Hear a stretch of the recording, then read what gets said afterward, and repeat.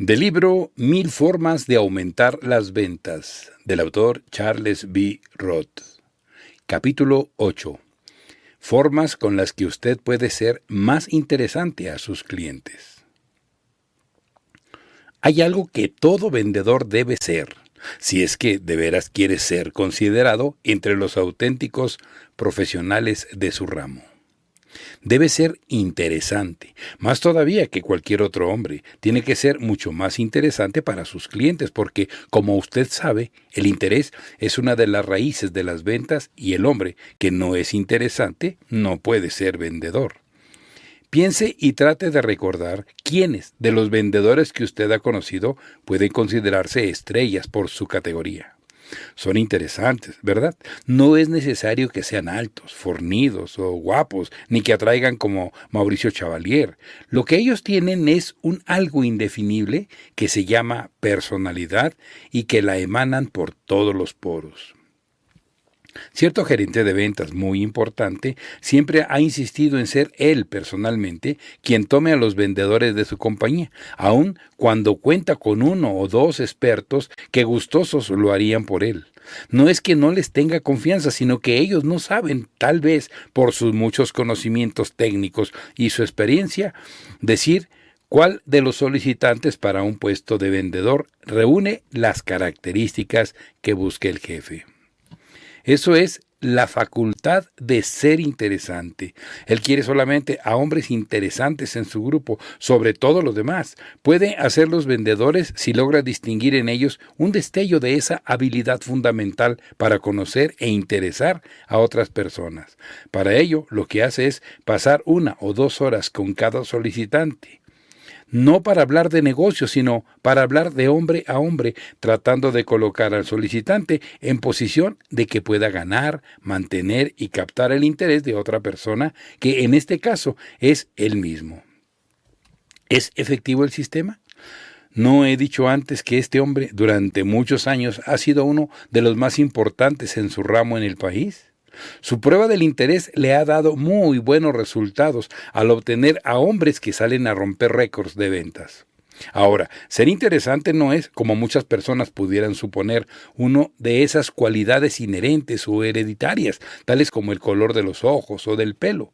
Puede ser y debe ser desarrollada. Cualquiera con mediana inteligencia puede lograrlo. Y lo que tiene que hacer es empezar desde luego y llegar a interesarse profundamente en los seres humanos. Y si quiere llegar a ser realmente vendedor, lo que se supone que así sea, tiene que empeñarse en el desarrollo de estas interesantes cualidades.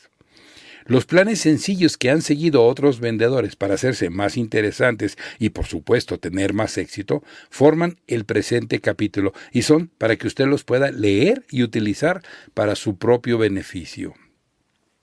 Vendedor de $1 millón.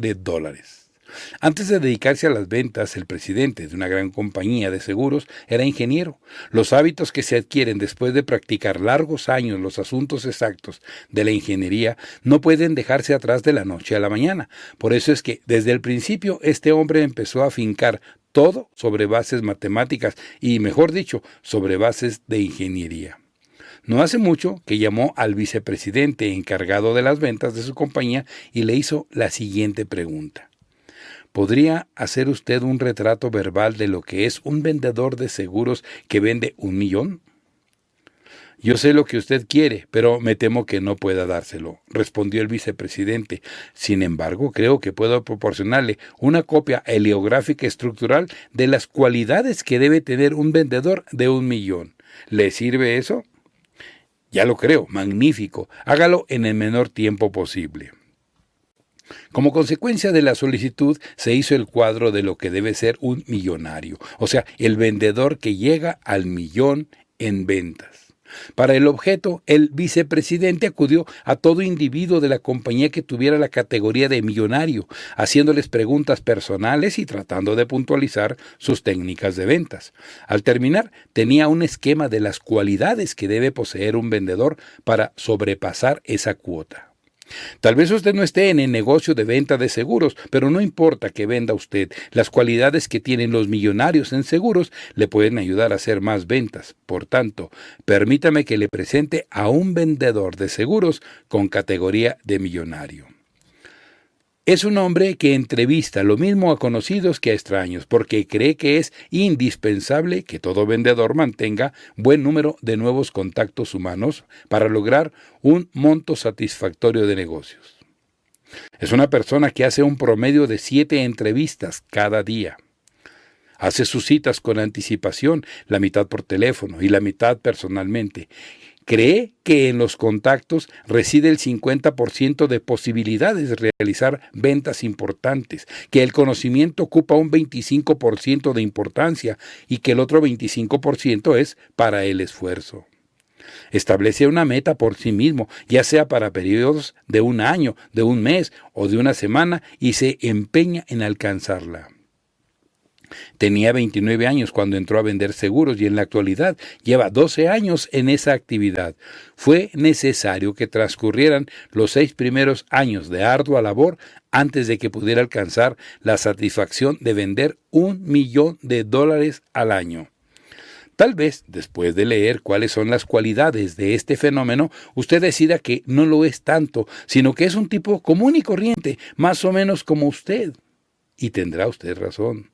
No logrará encontrar una diferencia notable entre este retrato y lo que es un vendedor cualquiera, inclusive usted mismo. Entonces, ¿cuál es el secreto del éxito en un vendedor millonario? Acción. Esa palabra es la diferencia. Ese tipo de vendedor hace lo que usted sabe que debe hacer cada día y no se anda con rodeos para lograrlo. No más visitas rutinarias. Mi amigo Elliot es individuo de muy buen trato, igual que sus vendedores. Muy rara vez se enfurece y explota, pero la semana pasada explotó. Yo estaba en su oficina cuando eso pasó y pude presenciar todo.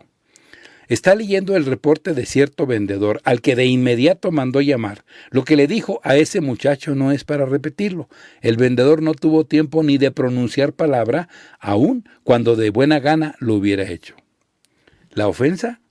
Aparentemente era una cosa sin importancia. Lo único que había hecho para merecer ese chubasco era asentar en su informe que había estado haciendo visitas rutinarias.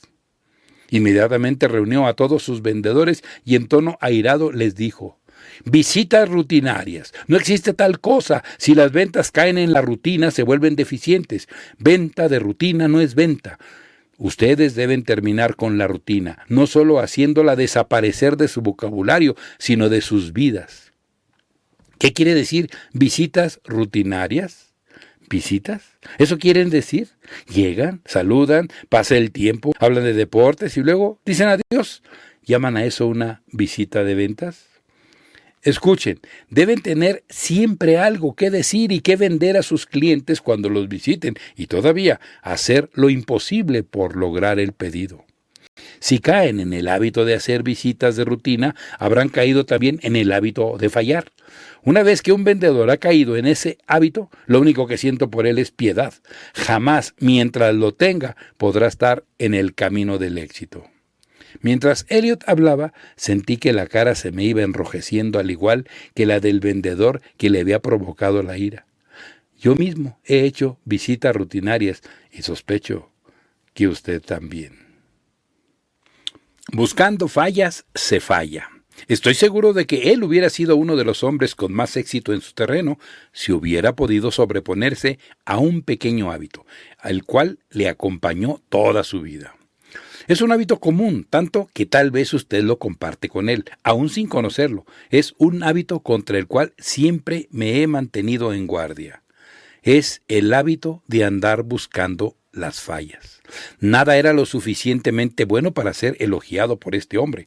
Andaba en busca de lo malo, encontraba imperfecciones, encontraba muchas, porque, como Emerson dijo hace mucho, Dios jamás hizo algo sin mancha. Y este amigo mío era un experto en localizar las manchas en las cosas. En todas las cosas creadas por el hombre o por instituciones humanas, siempre encontraba algo criticable. Él me dijo que tenía ojo de crítico y que consistía en ver lo que las personas menos observadoras pasaban por alto. Yo no sé mucho de eso, pero sí sé que su actitud le ha costado mucho dinero de ganancias y también le ha costado muchos amigos, y todo por ese hábito mental de criticar. Muchísimo más éxito que él lo ha obtenido una pequeña mujercita de pelo blanco y de edad avanzada a quien conozco. Es precisamente lo contrario. Ella siempre busca lo bueno en todas las cosas, siempre elimina las faltas y busca las virtudes y encuentra mucho bueno en todos. El éxito y la amistad han venido a ella. Recientemente, los empleados de la compañía le ofrecieron una comida de homenaje en la que el cariño y la simpatía hacia ella se hicieron patentes. Como usted comprende, se trata de puntos de vista. Si usted busca las fallas o la perfección, encontrará una u otra, dependiendo de qué busca. Pero buscando la perfección, se coloca usted en posición más productiva que buscando las fallas. Y siendo vendedor, no creo que tenga usted mucho que escoger si es que realmente quiere triunfar.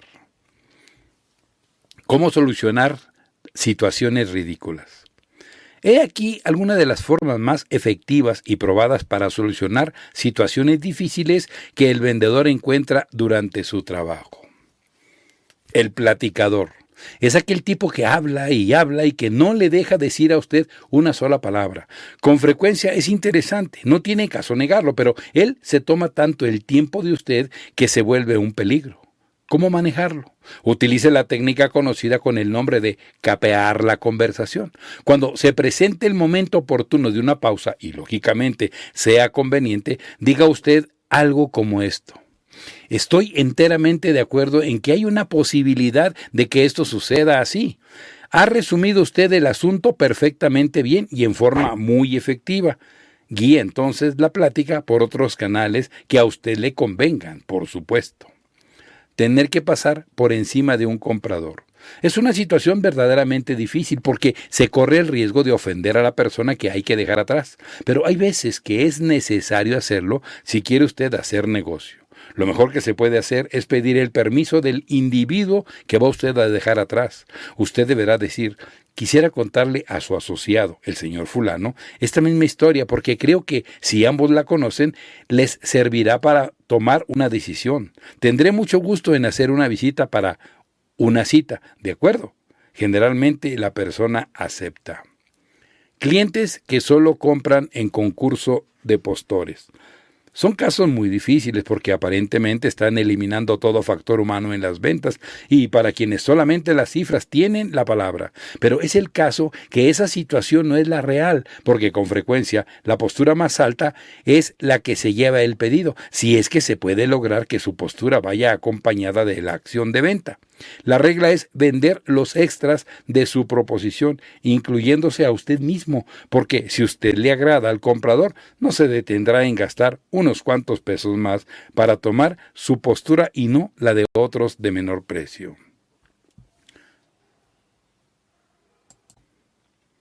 Venciendo la timidez. ¿Ha tenido usted en alguna ocasión la preocupación de la timidez, especialmente cuando tiene que dirigirse a los más importantes? Muchos vendedores la sufren. Una persona que ocupa un puesto de responsabilidad vino a verme una tarde con ese problema. Él es de naturaleza sensitiva y tímida y está seguro de que si pudiera vencer la timidez podría alcanzar gran progreso. ¿Existe alguna forma de que una persona pueda contrarrestar este defecto?, preguntó deseando conocerla.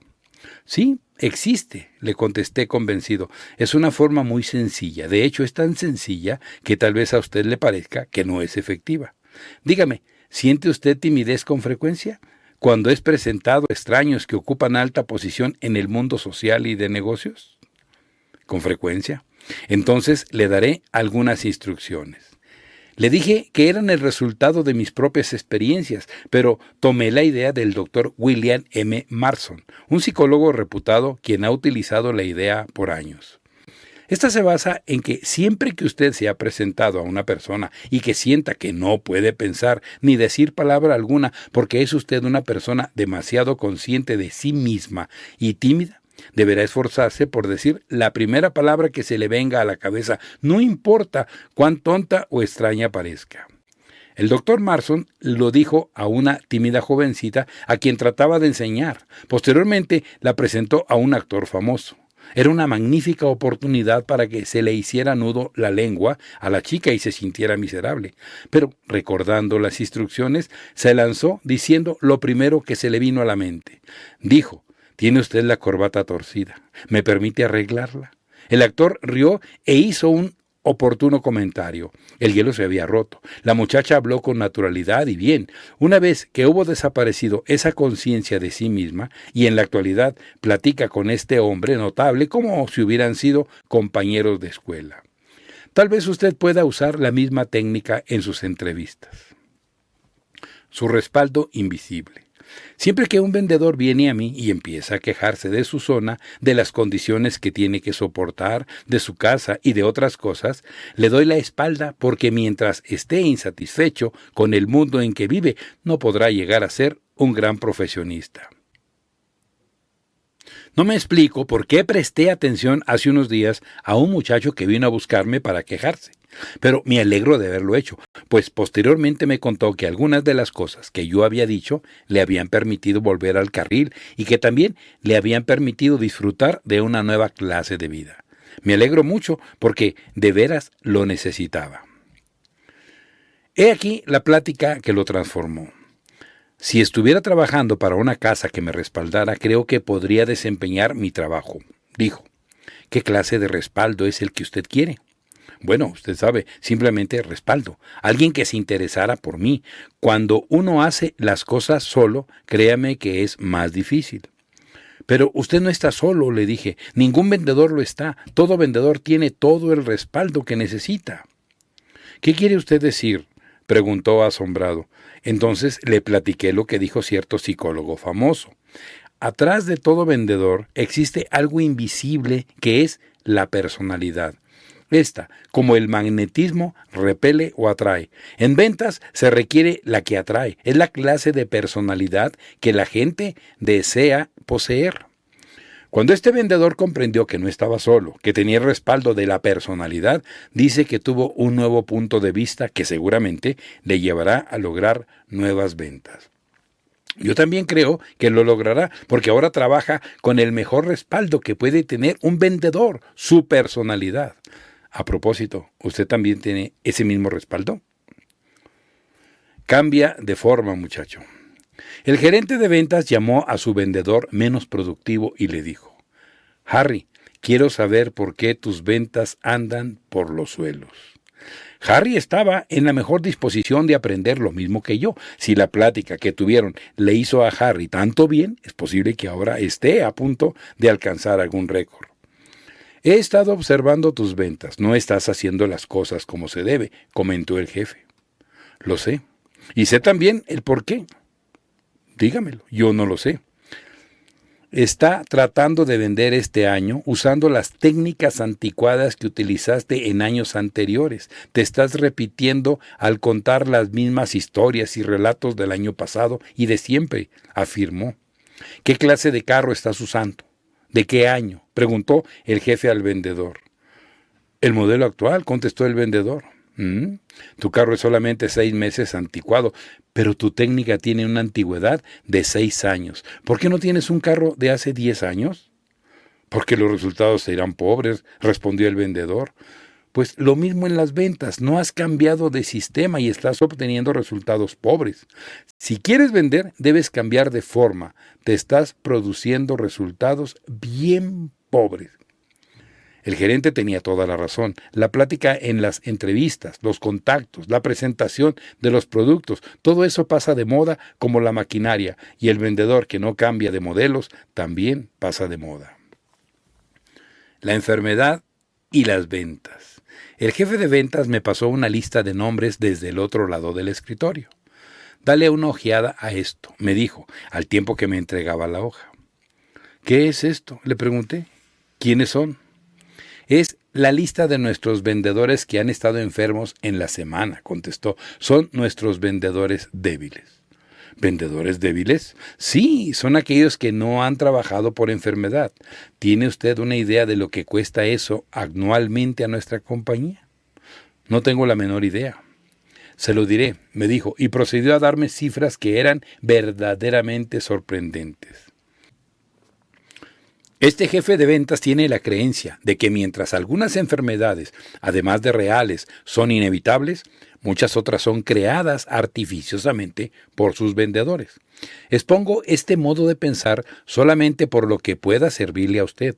Él dice que la salud es una cosa que el hombre puede, en muchos casos, conservar y en caso de perderla, la puede ganar otra vez y que toda persona puede tener un alto grado de salud si presta la debida atención a su bienestar físico.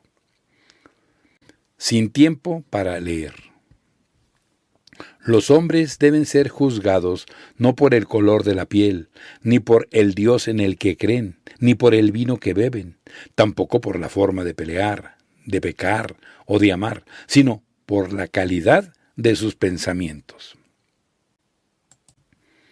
Este pensamiento es la traducción de un verso de una poetisa inglesa llamada Lawrence Hope, una mujer extraña, exótica e infeliz que vivió en la India y que, siendo joven aún, se quitó la vida. Tal vez piense usted que es extraño que cite a tal escritora en un libro dedicado a las ventas, pero se debe a que encuentro en este poema una razón por la cual algunos vendedores no venden más. No tienen calidad sus pensamientos. Muchas veces he aconsejado a los vendedores que lean más, si quieren vender más. Solo algunos de ellos lo han seguido, otros no han hecho caso, pero todos aquellos que han empezado a leer más, sin excepción, han empezado a vender más, lo que se debe a que han mejorado la calidad de sus pensamientos. ¿Qué debe leer un vendedor? Libros, mientras más libros mejor, las revistas de negocios, periódicos en general, lea de todo para que pueda pensar todo, sea un hombre mejor cultivado. En el proceso podrá convertirse en mejor vendedor, porque vender es un proceso mental y el mejor dotado hará mejor su trabajo. Imagínese haciéndolo. Cuando aún era un jovencillo tímido e inexperto que acababa de terminar la secundaria, cierto funcionario ejecutivo decidió llegar a ser vendedor.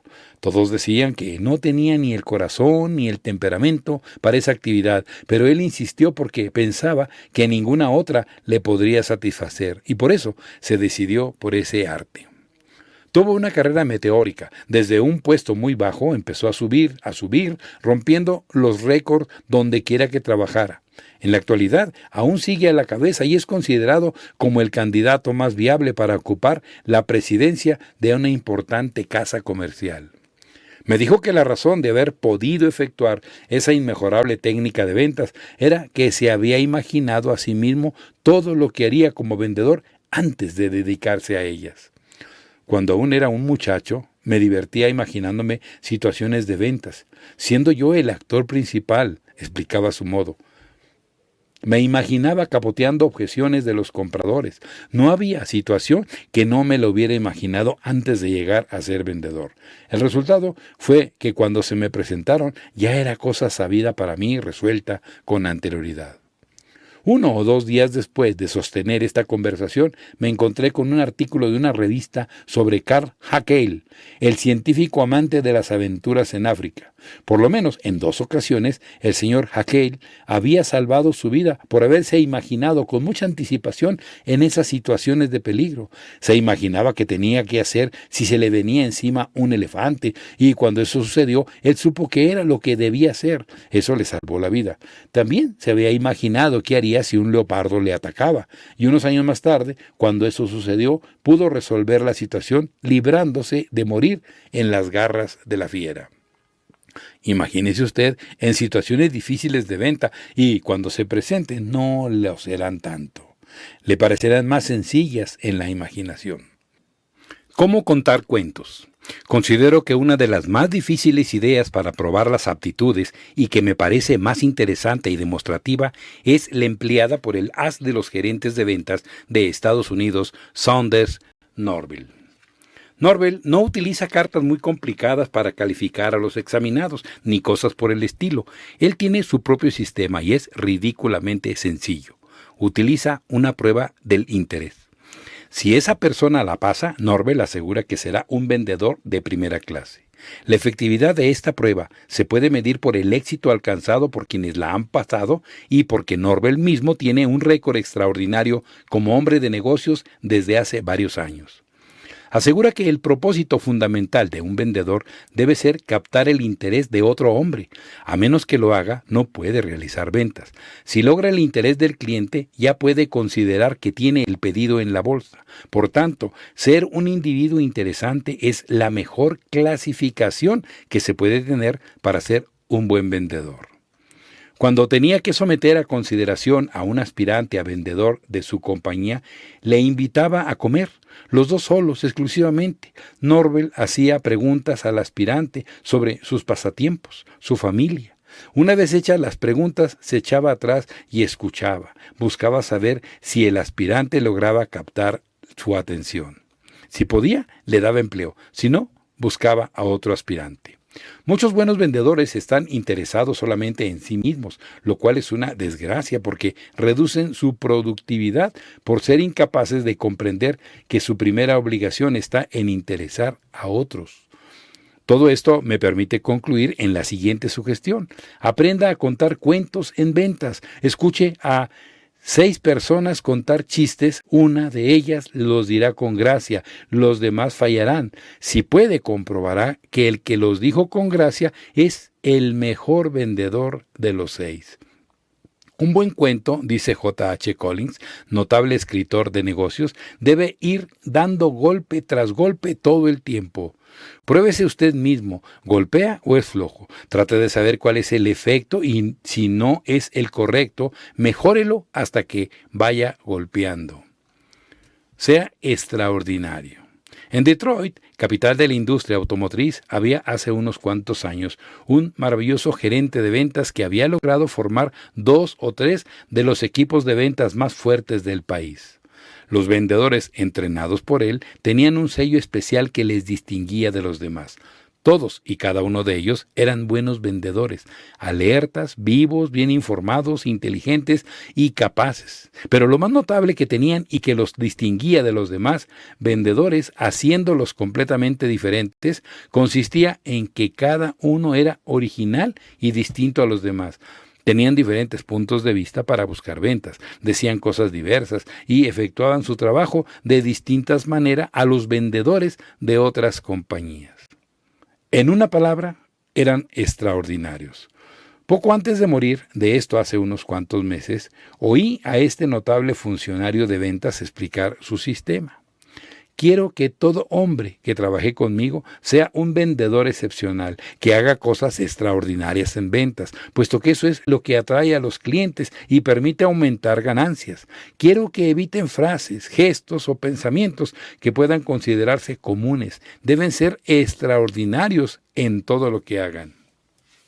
Tomando en cuenta el récord de este hombre genial y el éxito que han alcanzado los vendedores entrenados por él, no me extraña que el lema "sea extraordinario" constituya un motivo que ilumine la senda del éxito en ventas. No corra, camine. Uno de los vendedores más vanos que he conocido era el que tal vez trabajaba más duro. Decía que tenía tantas personas que ver que no podía darse el lujo de caminar, sino que tenía que correr. Siempre parecía sobresaltado y nervioso. Murió antes de los 50 años de edad, víctima de un colapso. Con frecuencia pienso en él cuando viene hasta mí uno de esos vendedores correteadores por sí mismos, que no se permiten una tregua y que ni siquiera toman asiento para reponerse y descansar de la tensión nerviosa. Hace unos días apenas escuché la confesión de Charles R. Hawk, presidente de la compañía American Rolling Mill, de que el mayor error que ha cometido en su vida fue cuando era un joven y desempeñaba el puesto de ayudante del superintendente. Siempre que había un problema, Hawk corría a ver qué pasaba. Un día en que corría a encontrar un problema, su jefe lo alcanzó a detener del saco. La próxima vez camina, no corras, le dijo el jefe. No se puede pensar bien cuando se está corriendo.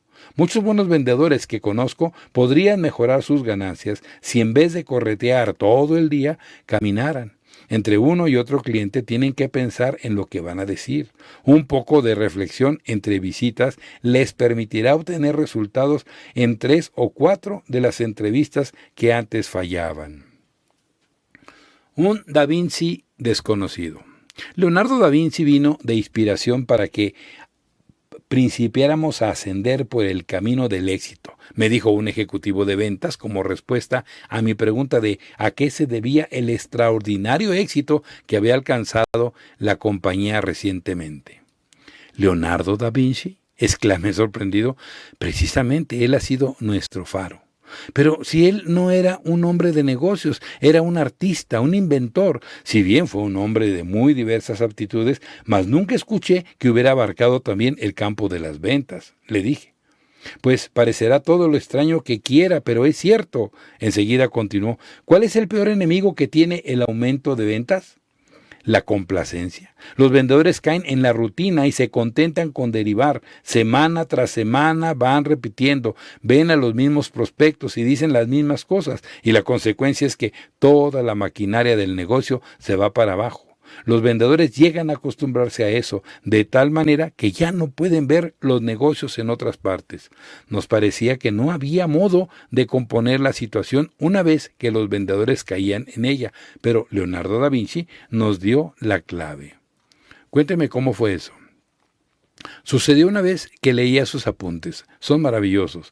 Da Vinci recomienda en ellos alejarse del propio trabajo. No importa qué tanto lo ame uno, porque según él, viéndolo en perspectiva, es como se aprecia mejor. ¿Y cómo aplicó usted este consejo a su equipo de vendedores?, le pregunté. Enviando a cada uno a un territorio totalmente nuevo para ellos, durante 6 semanas de cada año. En pocas palabras, los cambiamos de territorio por un corto periodo. Ya veo. Esto les abrió los ojos, como ya le he dicho. En realidad, logramos hacer de ellos vendedores completamente nuevos. Tengo que aceptar que Leonardo da Vinci enseñó una productiva lección a esa organización. Tudevitis, enfermedad costosa. Un viejo agente de compras, a quien visité años atrás, me dijo algunos elogios cuando estaba a punto de salir de su oficina. Entonces yo era joven e inexperto. Quedé muy satisfecho porque, además de los elogios, salí de aquel lugar con un pedido, pero no comprendí cuáles méritos le hacían elogiarme. Como se me antojaban extravagantes, pregunté. No es por lo que hayas hecho, dijo, todo lo contrario, por lo que no hiciste. ¿Cómo? ¿No has empleado el término usted debiera? Aún no comprendo. La mayoría de los vendedores, especialmente los jóvenes como tú, cuando me visitan, parece que solo vienen a decirme cómo debiera hacer las cosas. Usted debiera hacer esto, usted debiera hacer aquello, usted debiera, y lo repiten hasta que me vienen ganas de retorcerles el pescuezo. ¿No le gusta a usted el debiera? El término está bien gramaticalmente hablando, pero dicho por un vendedor parece un insulto contra la inteligencia del prospecto. Entonces no comprendí el asunto con toda claridad, sino hasta hace unos años cuando platicaba con una autoridad en ventas.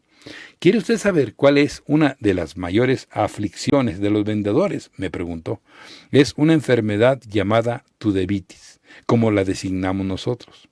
Entonces comprendí con más claridad lo anterior.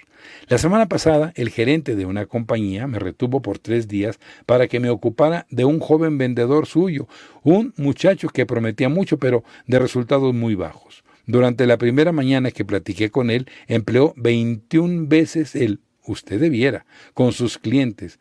Esa era la razón. Estaba enfermo de tudevitis y esa enfermedad puede ser mortal. Vendedor y actor. Pregunté a un notable gerente de ventas que cuál otra profesión creía más parecida a la nuestra. La de actor, contestó. ¿Actor?, preguntó asombrado otro que escuchaba la conversación. Sí, la de actor, repitió el gerente. Pero un vendedor no es un actor. Un buen vendedor sí que lo es. ¿Cómo es eso? Ambos controlan sus emociones, ¿verdad? Me imagino, pero en el caso del actor, las emociones que engendra en la mente de los espectadores, ya por las expresiones faciales, ya por los movimientos de su cuerpo o por la voz, son las emociones que él quiere hacer sentir en la audiencia. El arte de la actuación consiste en introducir en la mente de su audiencia las emociones de la obra representada. Esto es drama. Los negocios también tienen drama. Si bien en los negocios las emociones son algo diferentes, de todos modos son emociones. empiezo a comprender lo que quiere decir, dijo el escéptico. ¡Qué bien! El vendedor debe engendrar confianza, continuó el gerente. Eso es emocional también, como usted sabe. ¿Cómo puede ganar la confianza? Por el tono de la voz, la expresión de la cara, la selección de sus actos y de sus palabras. También debe inspirar amistad, lo cual es emocional. Créame, todo lo que hace un vendedor cuando habla a un prospecto está fundado en la representación de un papel, y este debe ser el papel del amigo verdadero, dispuesto a ayudar con sinceridad. Pero su interlocutor no estaba aún convencido, se opuso a que eso fuera sincero. Un vendedor honrado no trata de vender, sino es honradamente, y solo artículos de la calidad que anuncia. De la misma manera, un actor honrado nunca representará un papel falso, fue la contestación.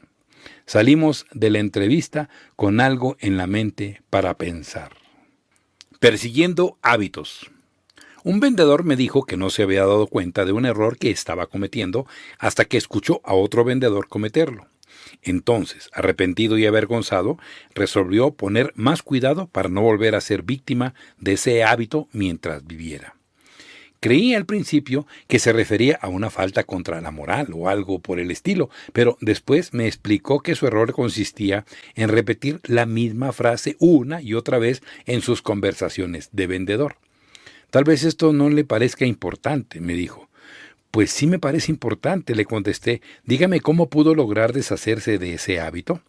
Puede ser útil que me lo diga, pues puede ayudar a muchos buenos vendedores que lo padecen y que se enterarán cómo evitarlo cuando lean sus experiencias en mi libro.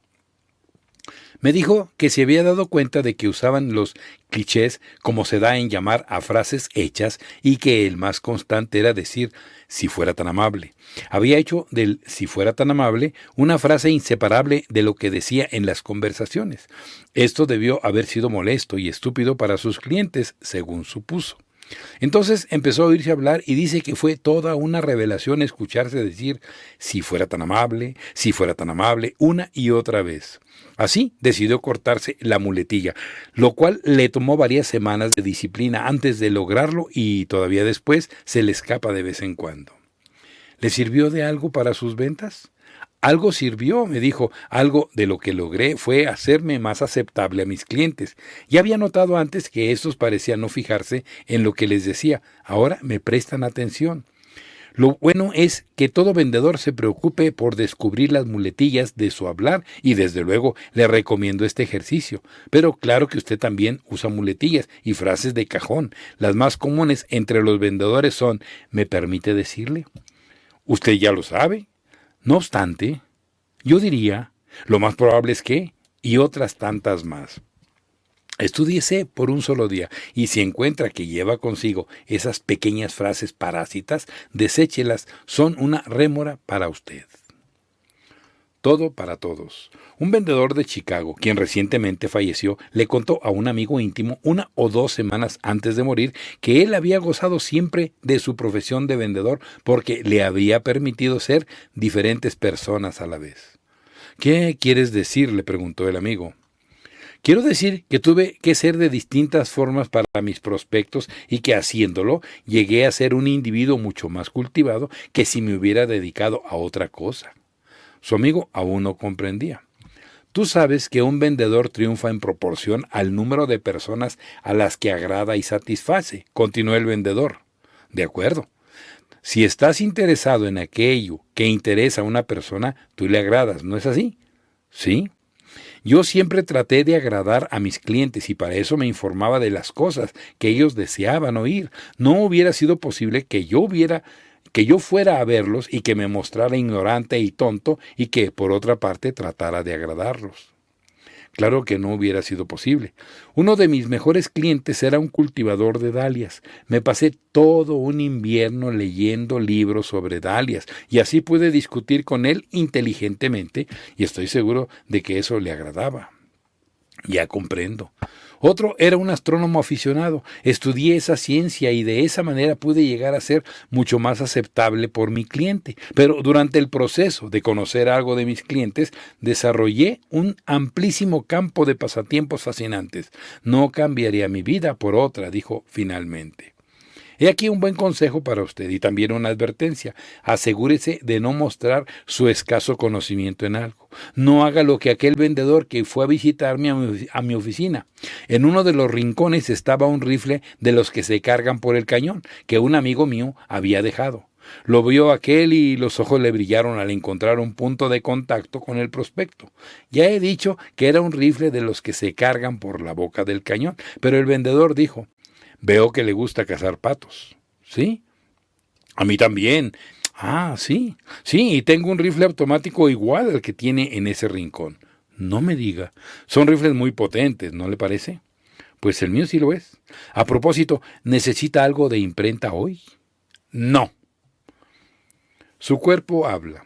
Cuando visité a mi amigo, un vendedor de éxito, lo encontré sentándose, parándose, caminando a lo largo del cuarto, girando suavemente, volviéndose a sentar y vuelta a lo mismo, sin dejar de moverse. Es una forma nueva de hacer ejercicio, ¿verdad?, le pregunté. Es una nueva forma de mejorar mis ventas, me contestó. Siéntese y se lo demostraré.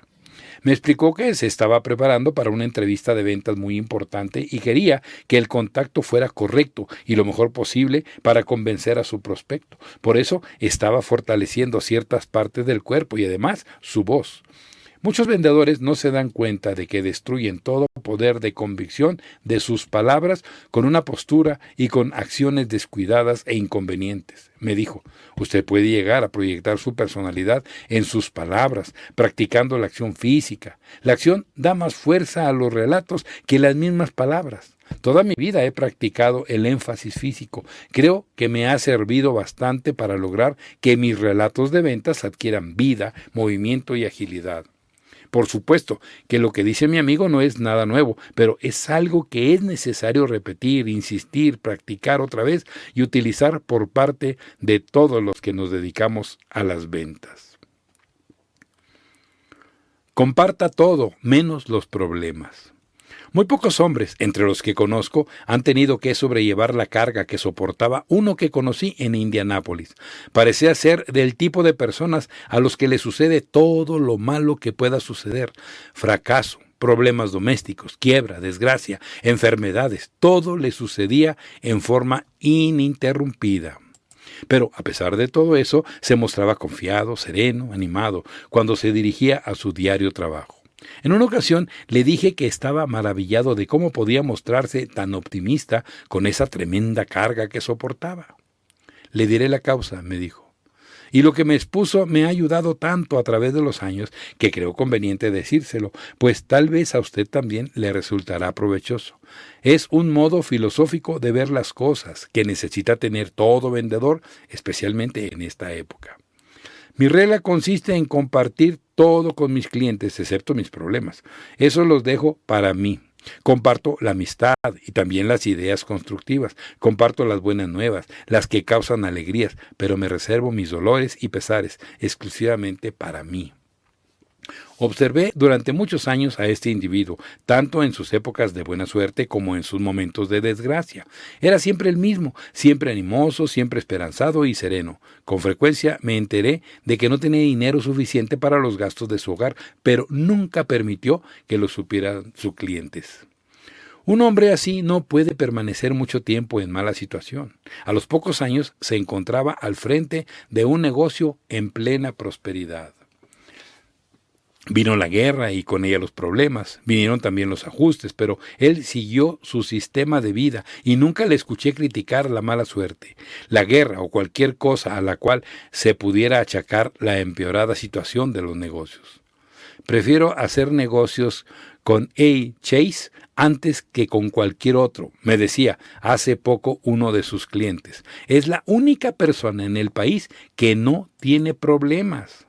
Yo sé cuántos problemas tiene Chase, pero también sé que los sobrelleva como todo un hombre. ¿Cuánto vale la experiencia? Un individuo vino a verme sobre un trabajo de ventas. Tenía aspecto desaliñado, pero su apariencia no afectaba la confianza en sí mismo, porque era todo un caso de sobreestimación y petulancia. De inmediato empezó a hacerme saber sus cualidades. La diferencia entre otros que han venido a verle para trabajar en ventas y yo es mi experiencia, dijo para empezar. Y esta es la adquirida en 40 años en este negocillo de las ventas. Empecé en Chicago en 1910 y permanezco en el negocio desde entonces, de triunfo en triunfo. Su expresión de negocillo, refiriéndose a las ventas, automáticamente lo descalificaba como vendedor, porque las personas que empleo para vendedores no creen que las ventas sean un negocillo. Lo que es más, las ven como una carrera y ellos se ven a sí mismos como profesionales, pero le dejé hablar. Lo que yo no sepa de ventas es que no se ha descubierto, dijo triunfante. Pero yo no estaba convencido de eso. Para comprobarlo, le puse como prueba algunas situaciones hipotéticas. ¿Qué haría usted si se encontrara ante una persona y sucediera tal y tal cosa? ¿Cómo resolvería usted una situación que tuviera las características tales y tales?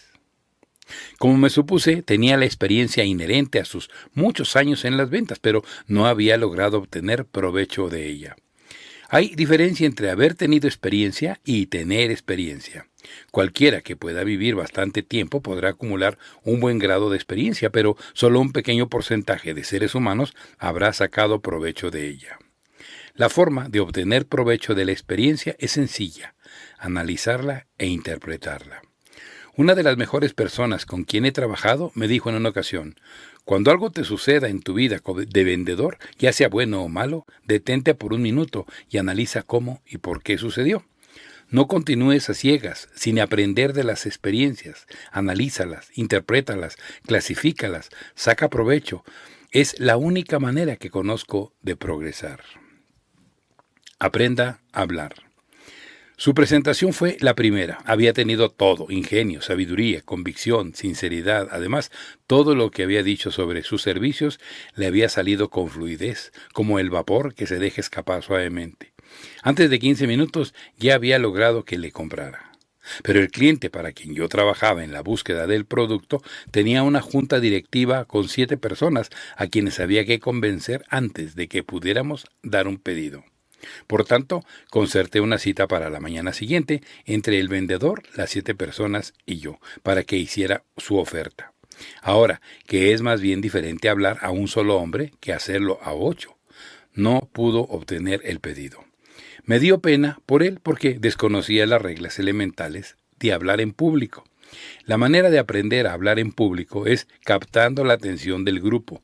Un buen conferencista pasa la vista sobre todos los concurrentes, deteniéndola momentáneamente en cada uno de ellos. Trata de que quienes le escuchan den su asentimiento con un movimiento de cabeza. Si el grupo es reducido, tratará de obtener una respuesta de cada uno. Creo que usted obrará de acuerdo con esta afirmación, ¿verdad? ¿Que usted alguna vez ha tenido una experiencia similar a esta? Cierto vendedor que conozco ha aprendido él solo, practicando por las noches en su casa, la manera de hacer mejores presentaciones, cultivando las artes y la gracia de hablar en público, los movimientos de cabeza, las sonrisas, las pausas, los cambios en velocidad al hablar y la inflexión. Antes de que pasara mucho tiempo y se convirtiera en un tiburón para hablar en público, en materia de ventas, alcanzó el puesto principal de los vendedores de su compañía. Evite las repeticiones. En una de las mejores obras de Shakespeare hay un pasaje relativo a cierta mujer que hace alarde de su virtud en forma tan constante que todos empiezan a sospechar que no debe ser tanta, si no lo hubiera hecho en esa forma. Hubiera pasado como un modelo de virtud, pero fue precisamente la repetición lo que provocó la sospecha. Hace unos días tuve frente a mí a un vendedor que me hizo recordar a esta mujer porque repetía con demasiada frecuencia y a toda voz las ventajas de su producto. Esa misma repetición me provocó la sospecha y lo que él proclamaba como ventaja era precisamente lo más débil del producto.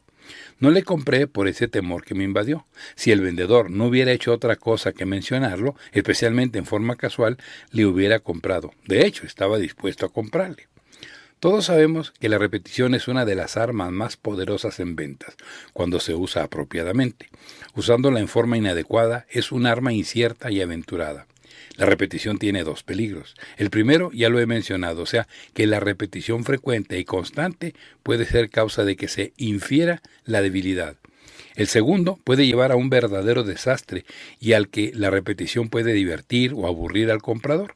Y no hay que olvidar que un comprador divertido o aburrido nunca compra. Usted puede evitar estos dos peligros con verdadera facilidad. Haga que su prospecto afirme algo, procurando que ese punto vaya dirigido a donde usted quiere, y después repítalo en sus propias palabras. Él las creerá porque es su modo de pensar y puede tener la seguridad de que en ese caso no se aburrirá. O también trabaje en una transición, en una frase puente como esta. Ya hemos discutido ese punto, señor fulano, y no quiero enfatizarlo más de la cuenta. Sin embargo, hay algo que quiero decirle. Y luego dígalo. Ya ve usted cómo aceptando que ya ha discutido el punto, no llega a sospechar si lo vuelve a tocar. Parado o sentado. Durante los primeros minutos que estuvo frente a mí cierto vendedor, llegué a creer que se trataba de uno de primera clase. Era de modo suave, refinado, convincente y agradable. Se sabía bien su historia y la contó bien, pero al final cometió un error apenas perceptible que me hizo comprender que no me encontraba ante un campeón de las ventas. Me preguntó si podía sentarse. Por lo común, soy cortés con los vendedores, les pido que se sienten y les agradezco su visita, pero en algunas ocasiones aprovecho la oportunidad de probar a extraños y trato de averiguar qué hacen ante diferentes situaciones. A este vendedor lo había dejado en pie por ese propósito. Pudo soportarlo durante unos 3 minutos, al cabo de los cuales él mismo se invitó a sentarse. Aparentemente no tiene nada malo, ¿verdad? En sí no hay nada malo, excepto que es un error dejar la ventaja en manos del cliente durante la entrevista, si él quiere conservar dicha ventaja. Cuando el vendedor pidió autorización para sentarse, arrojó lejos de sí la iniciativa y sentí que se me entregaba. Desde entonces me ocupo de este asunto. Aunque es un aspecto insignificante, puedo asegurar que muchas batallas en todos los campos se han decidido por insignificancias similares. El vendedor nunca debe pedir permiso para sentarse, ni debe sentarse si no le invitan a hacerlo. Ambas cosas son pequeños detalles en el protocolo de los negocios, pero son suficientes para ofender a un comprador sensitivo o fastidioso. ¿Qué debe hacer un vendedor en tal situación? A menos que el cliente le invite a sentarse, deberá permanecer de pie durante la entrevista. Siempre deberá dejar que sea el cliente quien imprime el ritmo y el carácter a la entrevista. Si el cliente quiere ser hospitalario y pedir al vendedor que se siente, el vendedor deberá aceptar la invitación. Nunca deberá invitarse a sí mismo. Es una situación muy conveniente la de estar de pie. Un hombre parado posee la ventaja física sobre la persona que esté sentada. Su sola presencia refleja superioridad, elevándose por encima de su prospecto sentado. Además, todo vendedor puede demostrar mucho más énfasis y actividad cuando está de pie que cuando está sentado. Compruébelo usted mismo, actuando en ambas posiciones frente a un espejo. Vea cuán mayor y más convincente parece usted cuando está de pie que cuando permanece sentado. Ejecute algunos de los gestos o actitudes típicas de cuando usted está vendiendo parado y luego trate de ejecutar las mismas cuando está sentado. Se convencerá por sí mismo de la mayor facilidad de vender cuando está de pie. Por tanto, quédese siempre en esa posición. Diga más y venderá más. La compañía no efectuaba ventas y las condiciones eran graves. La publicidad no ayudaba y por eso se llamó al experto. En unos días rindió su veredicto. Sus ventas están bajando porque ustedes no dicen todo lo que deben decir, declaró este. Ustedes convencen parcialmente al prospecto, pero no en forma total. Sugiero que debemos revisar la publicidad y decir todo lo que hay que decir en cada anuncio. Entonces habrá un cambio. La sugestión se siguió y las ventas subieron. Varios años después de que escuché esta historia de rejuvenecimiento de las ventas, fui llamado por un gerente cuya compañía se encontraba en situación similar. Estudié la situación y salí a la calle con los vendedores. Recomendé el mismo antídoto, que era decir todo lo que hay que decir. Descubrí que los vendedores apenas si tocaban el punto álgido de la cuestión. En realidad, solo hablaban a medias en unos casos, en otros un poco más, pero en casi todos omitían los puntos esenciales del asunto. Aunque muchos vendedores se retraen ante la obligación o la posibilidad de tener que decir algo de memoria durante las entrevistas, debe tenerse en cuenta que una de las razones por las cuales se han ganado millones de dólares en ventas con presentaciones estandarizadas se debe a que éstas no permiten la omisión de puntos que pueden ser esenciales para decidir una venta. Cuentan la historia completa y venden. Una compañía que conozco insiste en que cada uno de sus vendedores cuente toda la historia a cada uno de sus prospectos. La charla no es memorizada, pero sí es organizada de antemano con todo cuidado. Se hace descansar en 7 puntos principales, diciendo a los prospectos algo más sobre cada uno de esos puntos. Las ventas han ido en aumento desde que se adoptó ese sistema. Un pecado imperdonable. Harry Hopf, el notable ingeniero en administración, escribió en uno de los boletines que edita sobre uno de los pecados imperdonables que se pueden cometer en negocios. Se refería a un gerente de una firma europea de radio internacional que fue quien lo cometió y que era un joven recién graduado en administración. El presidente de la firma le quitó el puesto por haber cometido ese pecado. No obstante, tener capacidad para desempeñarlo, trabajaba, además, brillantemente con éxito aparente. Habiéndole preguntado las causas por las que había despedido a ese muchacho tan prometedor, el presidente me explicó en estas palabras el porqué. Cometió el peor crimen que se puede cometer contra su compañía y contra él mismo. Resultó culpable de cerrarse la mente. Ciertamente, quien comete este crimen también comete el suicidio en los negocios, y el hecho es que especialmente los vendedores, por encima de cualquier otro hombre de negocios, deben conservar la mente tan ampliamente abierta en todo tiempo como sea posible. Claro que conozco gente que no piensa así, sé de hombres que no han tenido una nueva idea sobre su línea, sobre sus métodos de venta o sobre los servicios que prestan a sus clientes que continúan con lo mismo desde que empezaron. Lo sé, como también de personas que no llegan todo lo lejos que pudieran y que permanecen en la mediocridad. También sé que aquellos que van por la vida con la mente abierta en todo tiempo van abriendo puertas a las oportunidades y por lo tanto a mayores ventas cada día. Un vendedor me dijo hace unos días, ¿por qué debo leer libros sobre ventas? ¿O por qué debo ir a escuchar conferencias sobre ellas? Yo sé todo lo que hay que aprender en ventas. Es una persona que gana unos cuantos dólares al mes. Al día siguiente, el presidente de una compañía que gana $50,000 al año me dijo que cada día leía durante 2 horas libros relacionados con su trabajo. Si no lo hago así, me apolillo, dijo. Cultive la memoria. Un vendedor no necesita tener tan buena memoria como para hacer una demostración de destreza, pero es un hecho que si un vendedor tiene escasa memoria, estará colocado en desventaja y eso le costará muchas ventas. Olvidar el nombre del prospecto, no recalcar los detalles de conversaciones previas con el cliente, dejar que se escurran de su memoria puntos de especial interés para el prospecto, lo cual es esencial si se quiere ganar su voluntad. El resultado será que las oportunidades de hacer ventas se esfumarán.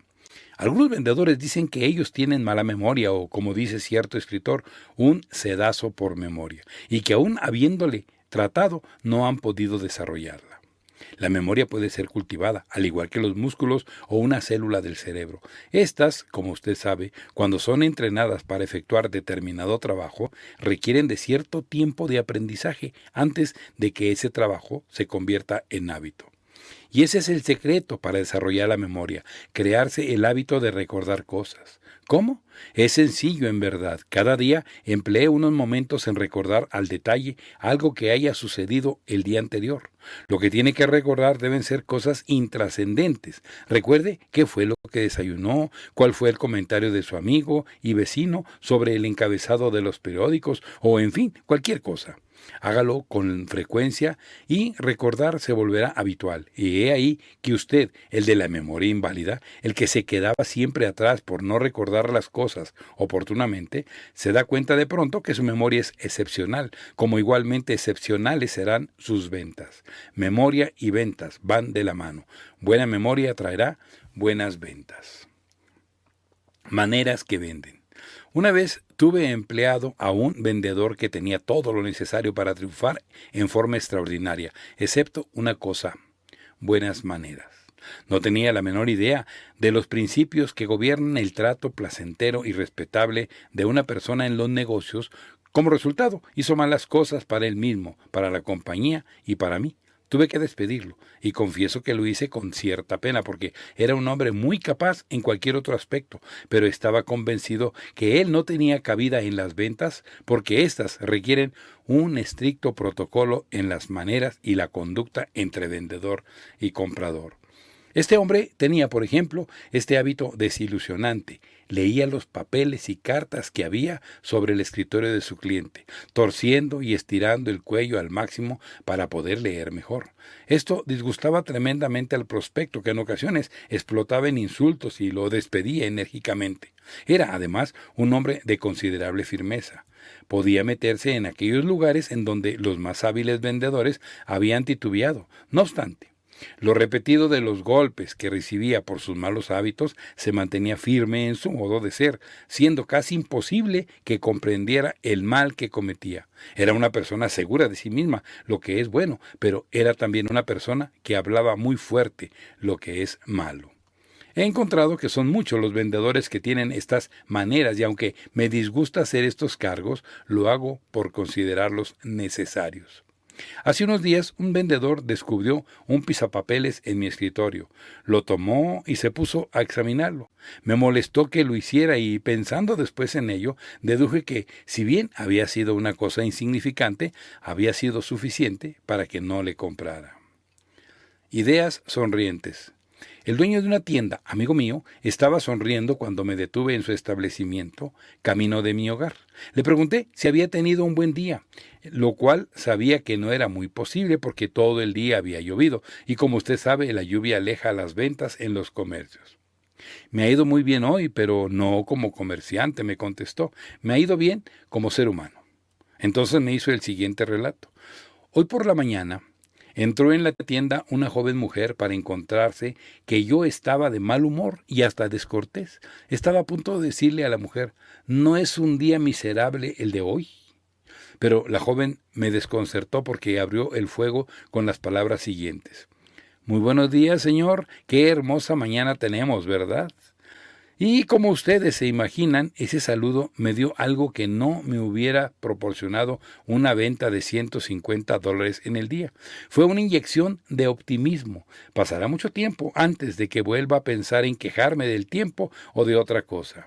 Una vez más, comprueba usted el poder de la palabra cuando forma parte de una sugestión. No subestime las ayudas. El vendedor me invitó una tarde a conocer su lugar de operaciones y fui allá. Era un salón amplio en la planta baja, donde tenía todos sus artículos y anexos, sus equipos y utensilios. En un rincón vi un montón de folletos perfectamente empaquetados, en bultos de 500 más o menos, tal y como los entregan de la imprenta. Estaba claro que era material de publicidad, que son ayudas para las ventas y que la compañía ha editado para ayudar al vendedor. ¿Qué es eso, Eduardo?, le pregunté. Eso, es un montón de basura que me mandó la fábrica, pero nunca lo uso, es puro estorbo. Abrí entonces uno de los paquetes, tomé un folleto y lo leí. Le dije que en mi opinión no era basura, era un folleto bien ideado desde el punto de vista publicitario. Le aconsejé que los usara. ¿Y qué gano con ello? Yo sé todo lo que dicen esos folletos y puedo decírselo a mis prospectos, me dijo. Nada más que se junten unos más para echarlos a la basura. Y si no, vaya a dejar que se junte una media tonelada y luego los vendo. Y luego dicen que la publicidad deja dinero.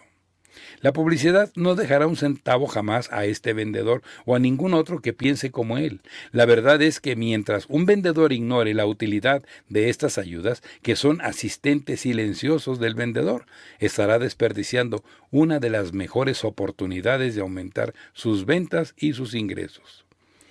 ¿Cuántas otras ayudas no utilizamos en nuestra vida de vendedores?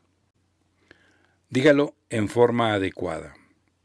Usted sabe cómo es esto de la charla de ventas. La emplea uno por lo menos una docena de veces al día durante 5 o 10 años hasta que le empieza a sonar tan vieja como las montañas y carente de interés y falta de inspiración. Usted se pregunta cómo es que a muchos les es posible encontrar en ella algo interesante.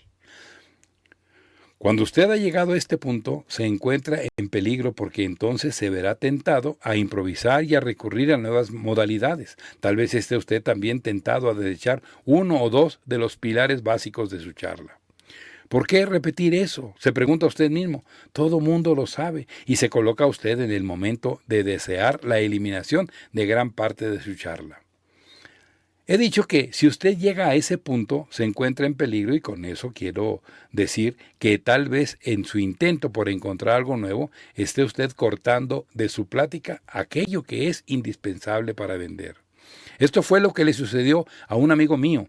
Habiendo sido anteriormente un buen vendedor, entró en barrena. Él no se lo explicaba y su jefe tampoco, pero uno que examinó el asunto desde fuera, un consejero en ventas, sí pudo explicárselo. Escuchó durante 3 días lo que éste le decía en sus entrevistas y su veredicto fue que el vendedor no estaba incluyendo lo esencial y básico en su charla. Estaba omitiendo los puntos fundamentales porque le parecían áridos e inútiles.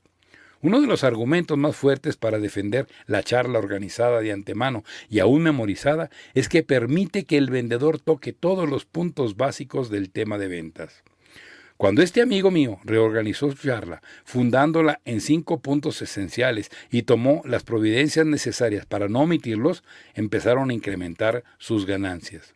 Si a usted le parece que lo que dice a sus prospectos es seco y monótono, y si ya se ha oído diciéndolo tantas veces que no puede concebir que a alguien le parezca interesante, recuerde esto, tal vez usted lo haya dicho 1000 veces, pero su prospecto es la primera vez que lo oye.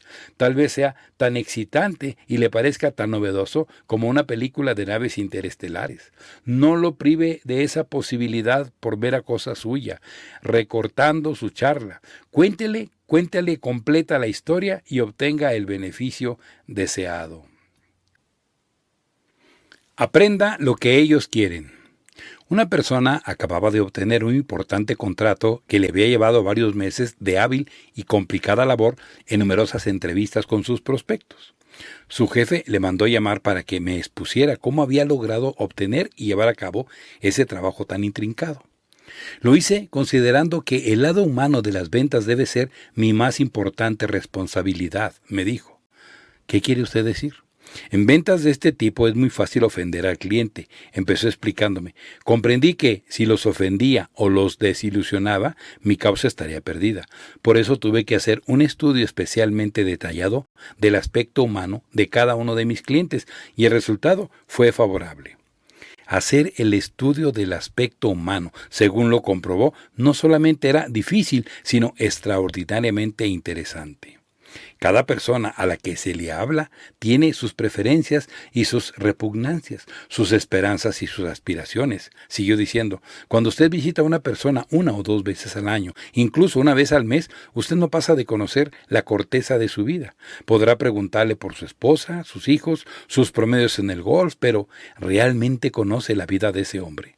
Yo tuve que llegar a conocerlos y por eso empecé a estudiarlos, obteniendo pequeños datos informativos sobre ellos de aquí y de allá y tratando de formar el rompecabezas de su personalidad. Mucho antes de lograr mi propósito, ya me había dado cuenta de que estaba ocupado en un juego fascinante como nunca había conocido. Y mientras más conocía a mis clientes, más me gustaban y más los respetaba. Algunos de ellos no llegaron a agradarme porque eran verdaderos necios. Unos cuantos trataron de aprovecharse de mí. No me llegaron a gustar porque no los llegué a conocer. Ahora me gustan todos, tal y como son, y creo que yo también les gusto porque me están comprando más que en ninguna otra época de mi vida. La experiencia de este vendedor puede resumirse así. Si aprende usted a conocer y a gustar de la gente, no habrá duda de que mientras mejor lo haga, mejores y más grandes serán sus ventas. Reglas eficaces. Es común esperar de una persona que ha tenido éxito en su actividad que cuando habla con usted le declare cuáles han sido sus reglas para el éxito. El importante industrial a quien entrevisté hace poco no era la excepción. Acababa de tomar posesión de un importante puesto como jefe de una organización internacional de ventas y se encontraba tratando de ver qué podía añadir al arcano de las ventas. ¿Qué es lo que convierte a un buen vendedor en vendedor estrella?, le pregunté. 5 cosas, contestó. Solo 5. 5 son suficientes, si son las correctas. Muy bien. ¿Cuáles son? Primera, disfrutar de lo que llamo dotación de atractivo y que consiste en tener la suficiente buena apariencia para no causar disgusto a la gente con la presencia. Vestirse en consonancia con su trabajo y hacerlo en la mejor forma posible, dijo el hombre. La regla número 1 consiste, en general, en hacer todo lo que sea bueno. Segunda, nunca deje de estudiar. Si se deja de hacerlo, se deja de crecer. Nadie lo desea. Debe estudiarse todos los días sobre el propio negocio. Estudiar, estudiar y estudiar. Tercera, tener el hábito de leer. Muchos vendedores dejan de leer una vez que terminan sus cursos. Tienen miedo de volver a abrir un libro, o al menos tal parece. Lea de todo, libros, revistas, periódicos, anuncios, etc. Una persona que lee adquiere elasticidad y está abierta a nuevas ideas. Cuarta, hacer lo posible por gustar a los demás. Para poder servirles necesita agradar primero. La quinta regla consiste en llevar adelante el juego, pero hay que jugarlo a fondo y poner en él todo lo que se tiene. A mi modo de ver, estas son reglas eficaces y se las he implantado a mis vendedores. El funcionario parecía satisfecho al decirlo, y es obvio que hubiera querido decir, ellos lo hacen y míreme. La presión y usted. El alto funcionario a quien yo visitaba en su oficina cuando entró en ella un joven agradable, me dijo que participaba de mi estimación por ese vendedor de buenas maneras. Yo le había dicho al gerente que, a mi modo de ver, esa persona reunía todas las características para llegar a ser un vendedor de primera categoría. Estoy de acuerdo en que aparentemente lo tiene todo, me dijo, pero existe en él un punto débil que no le permitirá llegar al lugar que usted cree que le corresponde. Quise saber cuál era ese punto porque aparentemente no lo había notado. Le advierto que él no lo mostró, continuó, pero ahí está, es una persona que explota por presión. Ya veo. En 9 de cada 10 casos actuará como un campeón de las ventas, sigue explicando, pero solamente cuando le deje usted actuar impelido por la presión, que puede ser una situación adversa o de competencia, entonces lo verá usted desbordarse hacia lo alto y lo ancho con atractivo fascinador. Por eso no es útil. Se necesita ser de buena madera para levantarse por encima de las fuerzas que presionan, y una de las mejores pruebas a que puede someterse a un vendedor para saber si lo es o no, es someterlo a presión y ver cómo actúa ante ella. ¿Y usted cómo actúa? ¿Mantiene la cabeza en su lugar y marcha con ella? ¿La deja ir por delante para después corretear tras ella y al fin perderla? ¿Puede conservarla en su lugar cuando las cosas andan mal o difíciles? ¿O la pierde con facilidad? No quiero parecer impertinente haciendo estas preguntas, como comprenderá, y no busco que me las conteste. Lo único que quiero es que piense en su forma de reaccionar ante la presión. Hay algo que soportar en cada cosa que se hace en la vida. ¿Puede una persona aprender a controlar su reacción ante la presión y mantenerse en equilibrio? ¿Se nace con la aptitud? Lo cierto es lo primero, porque si se puede aprender, a menos que el que trate de hacerlo sea un estúpido o un retrasado mental, es un hecho que todos podemos aprender a controlar los efectos de la presión. ¿Cómo? Practicando al principio con pequeñas presiones provocadas para llegar a practicar después cuando se presenten mayores presiones. Demasiado solemne. Un accionista escribió al presidente de una de las negociaciones más grandes de Norteamérica, quejándose de la falta de formalidad que, según se había enterado, reinaba en las reuniones de los directores de la compañía. En un párrafo se leía: como accionista que soy de esta compañía, deseo insistir en que usted debe de rodearse de hombres más serios, pues tengo entendido que las juntas de directores son actualmente reuniones demasiado informales. El presidente contestó al accionista en forma tal que consideró clásica. La carta decía más o menos así: El dinero que usted invirtió con nosotros le permitió una ganancia del 10% el año anterior.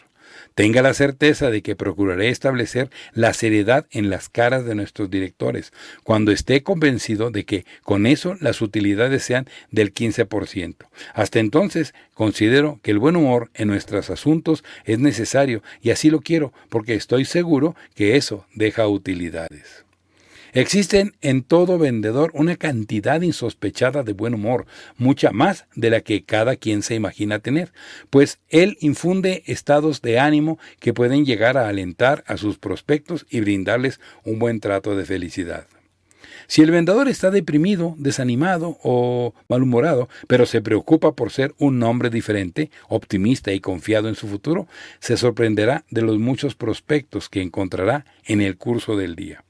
Hay una línea divisoria entre el humor y el buen humor, tal vez el humor considerado como chiste o como historia de dudosa calidad esté pasado de moda como instrumento de ventas, pero el genuino buen humor, el que brota de un corazón sano y afectuoso, siempre será factor para aumentarlas. Siempre en exhibición. Después de recibir una reprimenda del jefe por su desaseo, cierto joven vendedor dijo: ¿por qué me he de preocupar por andar como un artista de cine? El mismo servicio les doy a mis clientes con esta ropa vieja que con una nueva. Ellos me reciben por el servicio y los resultados satisfactorios que les proporciono, no por mi manera de vestir. Debo hacer la aclaración que eso lo dijo el vendedor porque el jefe era un fanático de la presentación irreprochable, reducido a sus justas proporciones y no considerándolo como una profanación. Lo que el jefe dijo fue más o menos esto: existe un motivo para que usted procure presentarse lo mejor posible cuando va a vender. La razón es que esto deja utilidades. El vendedor es una persona de vida pública que está siempre en exhibición. Si éste tiene una apariencia de desaliño, el cliente puede pensar que también su mercancía y sus pensamientos son desaliñados. Por otra parte, un vendedor es un líder. Tiene por tanto que mantenerse a la cabeza en presentación, en ideas y en su tipo.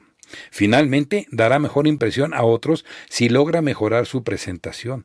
Muchas veces, la diferencia entre el éxito rotundo en ventas y la mediocridad en el mismo campo de acción es un traje de 500 pesos. Lo mejor que puede usted hacer es conseguirse uno. ¿No lo cree usted así? Desde entonces, el vendedor vio la luz, se vistió mejor e hizo mejores y mayores ventas. El tacto es necesario. Una persona que se ha distinguido por su notable éxito dice que el individuo que más tacto tiene entre los que ha conocido es aquel dueño de una tienda de comestibles que le dio su primer trabajo. Su primer patrón era un hombre que se deleitaba con una buena broma y se entusiasmaba mucho cuando daba con una frase ingeniosa. ¿En qué se basa una buena personalidad? Para tener éxito en las ventas, ante todo, debe usted tener éxito en su personalidad. Para lograrlo, hace falta mucho, pero mucho trabajo. ¿Por qué? ¿Quién es aquel que puede decir con exactitud en qué se basa una buena personalidad relevante? Y que, sabiéndolo, pueda desarrollar las cualidades necesarias. Usted podrá hacer una lista de cualidades, pero a menos que las ponga a su propio servicio, esas cualidades no le llevarán a ninguna parte. El objetivo de una personalidad en ventas y fuera de ellas es meramente impresionar favorablemente a otros para agradarles y predisponerlos a favor de lo que usted vende o hace. Y la calificación de su personalidad se podrá hacer midiendo la extensión de su capacidad para lograr la disposición favorable de otros hacia usted. Cuando usted considere el asunto de la buena personalidad desde este ángulo, contará con algo tangible, algo más fácil de trabajar y con efectos que podrá apreciar con más facilidad. Uno de los estudiosos de la personalidad con más autoridad en todas las épocas es el simpático editor de revistas Douglas E. Lurton de Nueva York. Hace poco delineó las características de una buena personalidad y me parece conveniente repetirlas. Tal vez leyéndolas, tratando de reflejarse en ellas o de introducirlas en su vida, se logre llegar a ser un mejor vendedor. Las principales características de una buena personalidad son: tener entusiasmo, confianza en sí mismo y cooperación, ser industrioso, simpático y, según dice Lurton, tener tacto, también ser diligente y sincero, original y efectivo, decidido y alerta, optimista y tolerante, sereno y sobre todo, nunca criticar. Le invito a que compare las características de su personalidad con esta lista. Si le falta alguna de ellas, poco a poco intente subsanar la falta. La expresión de la cara. Antes de emplear a un nuevo vendedor, me gusta pasar una tarde con él bajo diferentes circunstancias para ver qué tan diestro es en sus expresiones, me dijo un gerente de ventas. No lo comprendo, le dije. Me comprenderá cuando le explique. Quiero decir que me intereso en saber qué tan expresiva es la cara del hombre. Quiero personas cuyo rostro sea tan animado como sus palabras, no una estatua que tenga emotividad independiente de lo que sucede en su mente. Sé todo eso sobre expresiones faciales de jugadores de póker y cosas por el estilo, y creo que para ese juego son necesarias, continuó diciendo, pero en ventas se requieren personas que puedan expresar su interés en los demás, personas que puedan sonreír o parecer tristes, que puedan, en fin, representar algunas de las emociones que hacen sentir los actores. Cuando salí de su oficina, me vino a la memoria un pasaje de la novela El tiempo en las calles, de la escritora Rosamund Letman. En esa obra, uno de los personajes, refiriéndose al rostro, se expresa de la siguiente manera. Me gusta una cara que surja súbitamente, para irse otra vez, que pueda mostrarse cálida y ser objeto de expansión y de desplome, que sea diferente cada día y cada noche, desde cualquier ángulo, y que no se vea fea ni cómica. Esa es la clase de cara que a mi amigo, el gerente, le gusta también. Un rostro que diga algo de lo que pasa en la mente. La presentación del producto.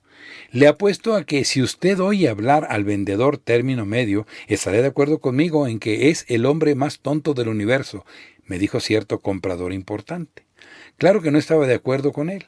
No solo es tonto, sino que carece de poder de convencimiento, agregó. Después de todo, vende, le hice la observación. Pero no tanto como debiera. Si tuviera tiempo para organizar la presentación del producto, dijo el comprador, me gustaría que escribiera usted algo sobre esto para beneficio de los vendedores, porque a mi juicio es uno de los puntos débiles, la presentación del producto. Desde entonces he dedicado bastante de mi tiempo a pensar en esto, escuchando a los vendedores hablando del asunto. Creo que el comprador tiene razón, por tanto, he aquí lo que pienso respecto a este tema. La presentación del producto es la mejor oportunidad para hacer una venta. Tiene que ser clara y su organización deberá ser lógica. Tendrá, por tanto, que alcanzar un clímax y llegar a ser activa. Llevará consigo 3 contestaciones para una pregunta, aunque no esté seguro de que exista esta en la mente de su cliente. La primera pregunta del cliente cuando usted le afirma algo es ¿quién lo asegura? Él quiere pruebas. Cite a alguien. A esto se llama venta testimonial. Esto es venta por prestigio.